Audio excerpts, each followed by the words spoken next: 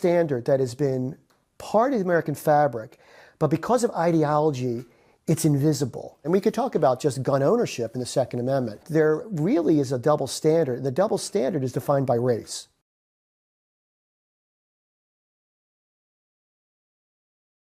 And I grew up in a world where overt expressions of that were not acceptable. You weren't allowed to generalize on the basis of race because the assumption was each person is an individual. I don't understand when it became okay to generalize about racial groups. I think while some people have the luxury to be raised only being told to look at individual people, it should be no surprise to you that black people, in particular black men, have been taught forever that they have to be careful how they behave around white people, that the way they behave will be interpreted differently, that when they misbehave, it'll be punished differently, that if they laugh too loud, if they walk into a nice store. So with all due respect, Tucker, what was true for you has never been true for lots of people. I mean, there are a lot of ways to respond to that. One, on a factual basis, and in truth, in a lot of places in this country, the main threat that African Americans face is not from white people, as you perfectly well know. So I first want to respond to the first comment. I think is, while it's true that, of course, people of color face threats from other people of color, it's also true that white people face the overwhelming threat from white people. That is, right. People face threats from who they live beside. So That's I right. find exactly. But I think it's fair to point out that we oughtn't be too distasteful and say things like, well, the great threat. It does feed a certain uglier narrative that we don't want. But why does the truth ever feed a, quote, ugly narrative? It is deeply suspicious that people are so quick to say things like the main threat facing African Americans is other African Americans, but you never hear anybody say the main threat facing white people is white people. So you say, for example, I will have to discuss with my boys whether they can truly be friends with white people. History has provided little reason for people of color to trust white people. And the argument I make is, look, in a country where it turns out that when the most vulnerable people of color are under threat, those who they count on are nowhere to be seen. If we have a president who marshals forces of hatred and anger and divisiveness and, frankly, just danger, if the people who call themselves your friends are not going to push back against that, then maybe you can tell me why it is I should trust those people? Well, when those who count themselves as your friend see that others put you in danger, right. It is their opportunity to prove they're your friend. It's fine to be friendly with them, but these are not your friends. We live in a country where we oughtn't pretend that these divides have not consistently been on racial grounds. And we see that over and over and over. That's true. I agree. When black people are in danger from, say, addiction, we get policing. When white people are in danger from addiction, they get rehabilitation. When black people don't have jobs, we get stories about why we're making the wrong choices. When white people don't have jobs, we get a presidential campaign about the forgotten class.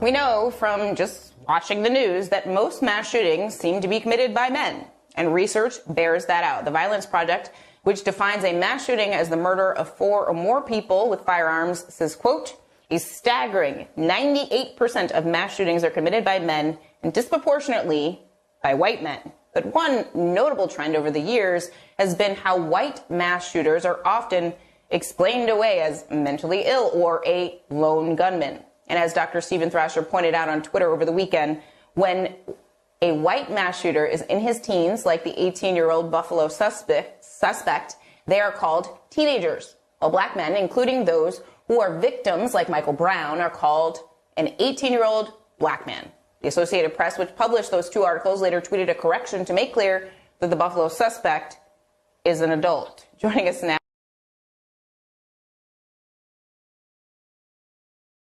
Is there a double standard when it comes to policing in America? That question is being asked more than ever.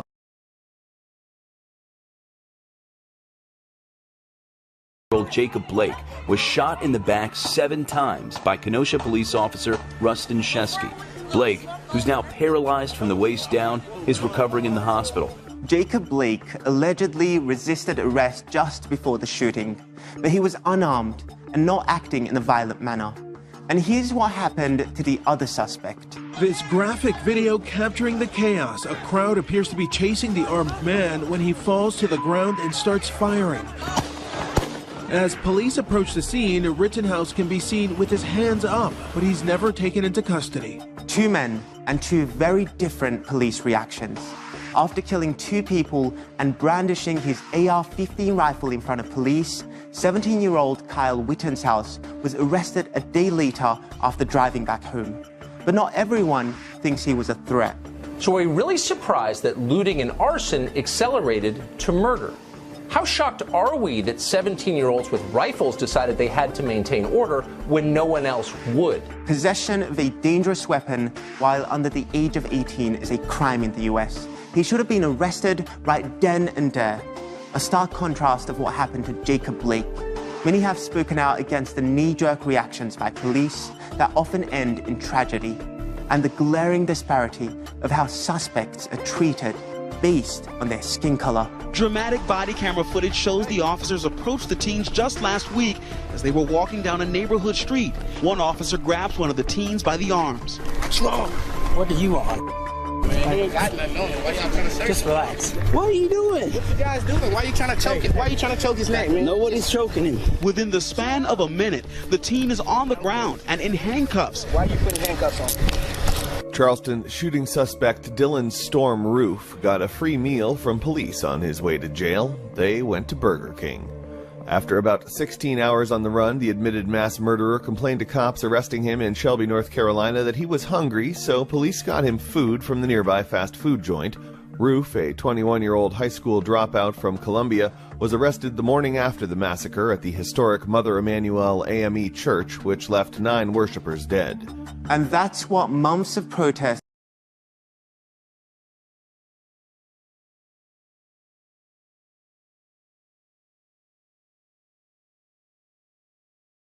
So what do the numbers say about policing in America? In 800 jurisdictions, black people were arrested at a rate 5 times higher than white people in 2018, when accounting for the racial makeup of the cities and the counties those police serve. In 250 localities, blacks were 10 times more likely to be arrested than their white counterparts. Despite making up only 13% of the US population, black people make up 28% of those killed by law enforcement. African Americans are 3 times more likely to be killed by police, despite being 1.3 times more likely to be unarmed. Yet 99% of police officers have not been charged with killing unarmed black people. Is there a double standard when it comes to policing in America? The statistics and overwhelming evidence suggests there is.